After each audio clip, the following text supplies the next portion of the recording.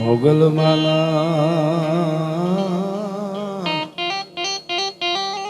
એ ભગુડા હરે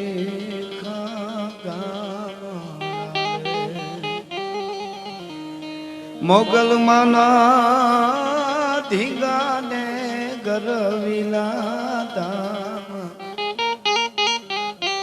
માતાજી તમારી ટેવું છે હવને તારવારે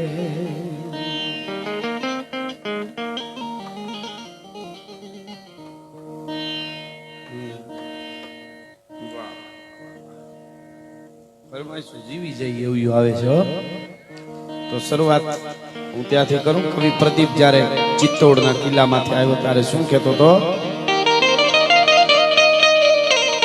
ये है अपना राजपुताना नादी से तलवारों पे तड़प, ये है अपना राजपुताना नादी से तलवारों पे जिसने सारा जीवन काटा बरसी तीर कटारों पे क्या प्रताप का वतन पला है आजादी के नारों पे कूद पड़ी थी जहाँ हजारों पद्मिनियां अंगारों पे बोल रही है और बोल रही है कण कण पे कुर्बानी राजस्थान की इस मिट्टी से तिलक करो ये धरती है बलिदान की. वंदे मातरम वंदे मातरम वंदे मातरम. आओ बच्चों तुम्हें दिखाए जादू हिंदुस्तान की इस मिट्टी से तिलक करो ये धरती है बलिदान.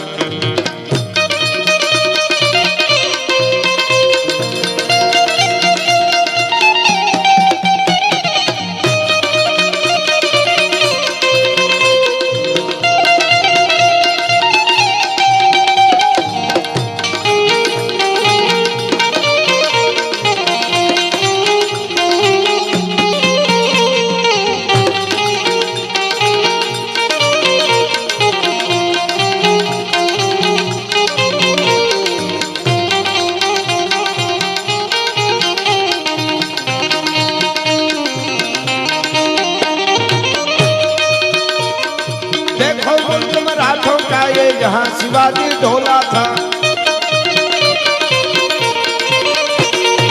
देखो मुल्क मराठों का ये जहाँ शिवाजी ढोला था मुगलों की ताकत को जिसने तलवारों से तोला था और पर्वत पर आग लगी थी हर पत्थर एक सोना था. बोली हर हर महादेव बोली हर हर हर हर हर हर हर हर हर हर हर हर ફરીવાર આ કડી બોલું આખી અને જેટલા અહીંયા બેઠા છે પાછળ ઉભા છે મિત્રો હજી ચા પાણી આ તે બધાયને વિનંતી જ્યારે હર હર આવે ત્યારે ઊંચા હાથ કરીને મારે યારે હર હર કરજો એટલે દાદા સોમનાથ સુધી આપણો નાદ પૂગે ને પાકિસ્તાન સુધી પડકારો પૂગે એવા વાઇબ્રેશનો આપણે ઊભા કરવાના છે. કારણ સરસ વાહ ફરમાઈશ બહુ સારી આપો છો મજા આવે. હા એક જણો એક ઠેકાણે મને કે ઓલો મોસંબીનો રંગ ગાવી કે મેં કીધું મોસંબીનો નહીં કસુંબીનો મોસંબીનો તું ઘરે જઈને પી લેજે. પણ આ તો સરસ મોસંબીનો હારી ફરમાઈશ છે. તમે બધા આમાં કેટલા તો એવા છે સફા કરાય મોઢે છે ઘણા ને બધાને લગભગ નહીં.